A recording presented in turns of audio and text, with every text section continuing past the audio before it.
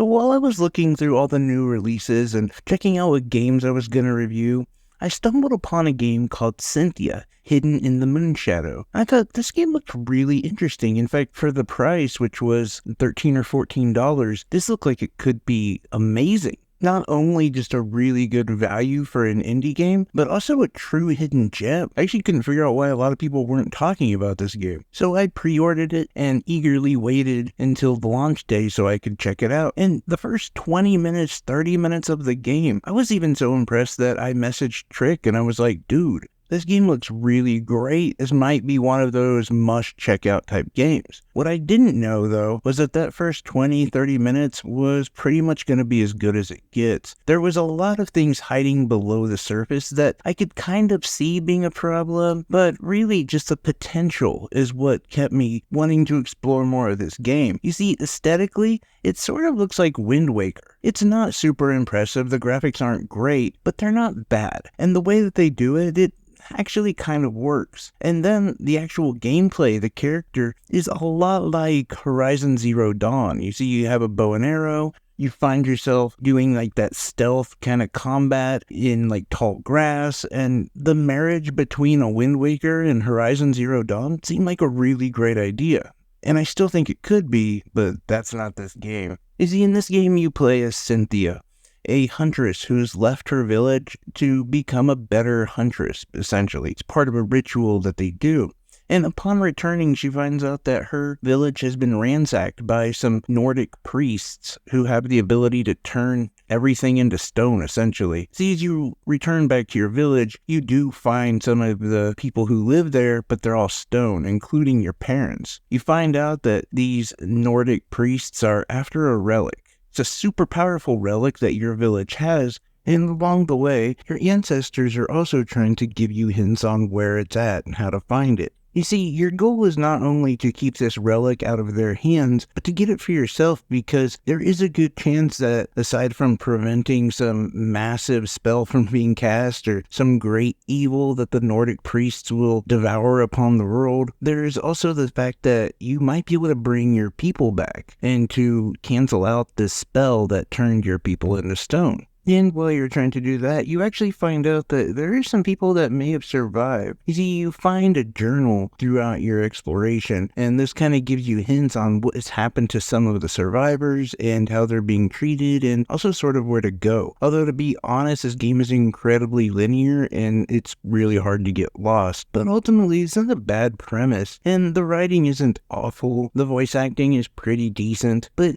it's all the other stuff associated with this game. You see, one thing that really creamed my corn was that there is no combat. Not really. Like, you can't hurt the Nordic priests. You shoot arrows at them and they just come over to you and they will turn you to stone. They don't even fight you. It's just this insta-death kind of thing. And later on you do get arrows that will kind of blind them, so you shoot it in their general direction, but you're still trying to escape past them. So really the entire game is nothing but a stealth game, which kind of sucks, because why really even have a bow and arrow? The main thing that you attack is actually like hoists that are holding up barrels and nets, and when you hit the hoist and break it, it actually falls on top of your enemies. But that's it. Like, that's the most action there is really in this game. It's kind of dull, honestly, and it gets very repetitive. Once you learn the basics of it, and even like the basics of a lot of the puzzles, which are repeated over and over, it just seems really simple and almost kind of boring. It turns into a gigantic letdown, if I'm being honest. There's just not a lot beneath the surface, and yeah, it starts off with this very awesome looking game where you're seeing a little bit of like Wind Waker, you're seeing Horizon Zero Dawn, but then just beneath the surface is a very hollow game that is nothing more than just sort of a stealth game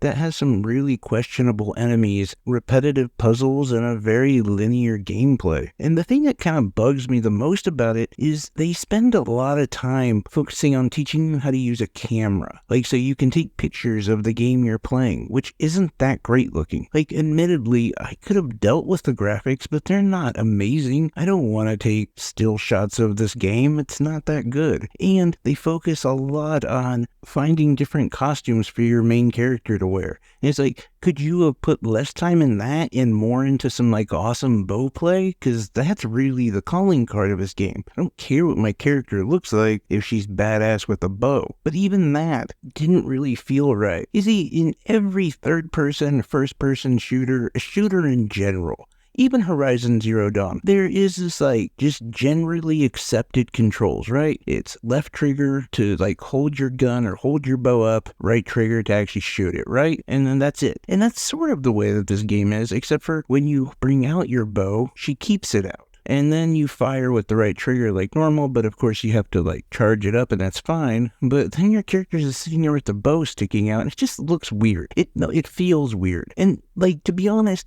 that's fine if you were going to be shooting a lot of targets and kind of going crazy with it. But you're not. You're not Legolas. You're not even Legolas's stoner loser cousin, because you're never shooting enemies. You're only shooting like barrels and junk. I mean, most of the time. There is some little part to it, but it's just not there. You also have a bird that you get later on, and the bird, I thought this could be cool, right? No, your bird really just does the same thing as those arrows as far as like distracting the enemy. That's it. Like, the whole goal of this game is just getting from point A to point B while distracting the enemy. Your character, who is studied to be a huntress, by the way, and is against like what you would consider to be mortal people or beings, cannot shoot these beings in the head, like what you would do with a bow and arrow in this situation. I mean, I say this because if you shoot a barrel on top of them, they get stuck under it. So I assume an arrow would also hurt them, but that's not in the game at all. And I know I'm probably harping a little too much on the combat, especially when there are a few other things to complain about. The music, for instance, is not very good.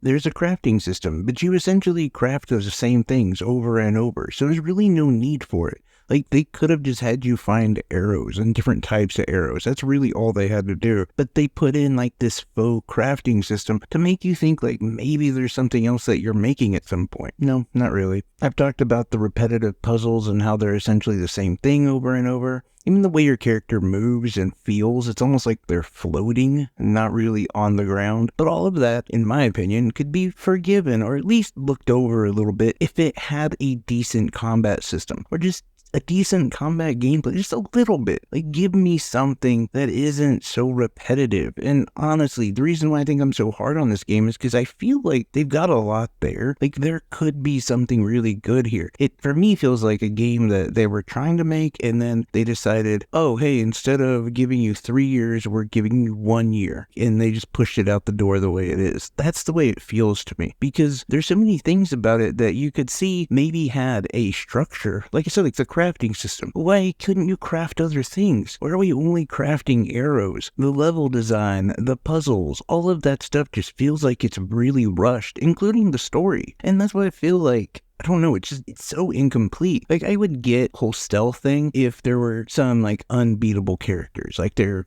just really hard to get past. There's always those characters or enemies in a game, but then you fight other characters. And that's what I'm saying. Like, that whole other side is completely gone. Different puzzles, completely gone. No crafting or very little. You can craft one thing, essentially. It just bugs me. It bugs me because I think they have a really strong foundation. They could have made something really good, but they just didn't take the time to make this game really impressive or something special. So if I had to give this game a score, I would give it a 4 out of 10. It's just a big disappointment to me because I think there is such a good foundation, like I said, but everything is just so repetitive. And the game's only about 3 hours long, so the price starts to kind of add up. Like, you figure out, okay, this is why this game is so cheap. But, yeah, like I said, it's probably the first disappointment of 2024 for me, so that kind of sucks, but luckily I wasn't really looking forward to it for much longer than a week. But, yeah, let me know what your thoughts are. Have you guys seen this game? Have you been interested in it? Have you played it? Am I wrong? Have you played it and you're like, no, man, you just missed the whole boat with this one. This is a great game. Anything and everything down in the comment section. Super, super appreciated. I love each and every one of you guys. Take care, everyone. Bye-bye.